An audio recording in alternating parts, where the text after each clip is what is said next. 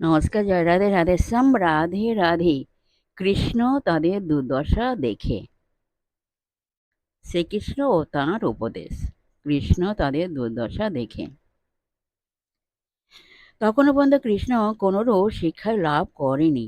সুতরাং তখন তাঁর পিতা মাতা তাঁকে এবং তাঁর বৈমাত্রেয় ভ্রাতা বলরামকে অধ্যয়নের জন্য বারাণসীতে প্রাচীন ভারতের এথেন্স বিজ্ঞান দর্শন বেদ শিক্ষা কেন্দ্র সুবিখ্যাত আচার্য বা শিক্ষক সন্দীপনী মুনির কাছে পাঠিয়ে দেন।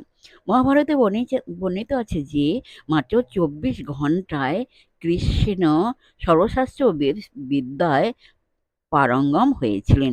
আর তাঁর অলৌকিক ক্ষমতা দেখে মুনি ঋষিরা বিস্ময়ে বিমুগ্ধ হয়ে মন্তব্য করেছিলেন, কৃষ্ণ মানুষ নন, তিনি নিশ্চয়ই নরাকারে জ্ঞান দেবতা। তাই যাই হোক, কৃষ্ণ কিন্তু হিন্দু ছাত্রদের প্রথা অনুসারে কিছুকাল তাঁর গুরুর আশ্রমে কাটালেন। সেই সময় তিনি যোগশাস্ত্রের বিধি অনুযায়ী কঠোরতা, কৃচ্ছ সাধন, উপবাস ও অন্যান্য আধ্যাত্মিক অনুশীলনে অভ্যাস করেছিলেন। মহাভারতে বর্ণিত আছে যে আধ্যাত্মিক গুরু সন্দীপনী মুনিকে মৃত পুত্রের জন্য শোক করতে দেখে কৃষ্ণ তাকে জিজ্ঞাসা করেছিলেন তাঁর শোক নিবারণের জন্য তিনি কি করতে পারেন। আচার্য সন্দীপনী জানতেন যে কৃষ্ণ সাধারণ মানুষ নন, তিনি তাঁর কাছে পুত্রের প্রাণ ভিক্ষা চাইলেন।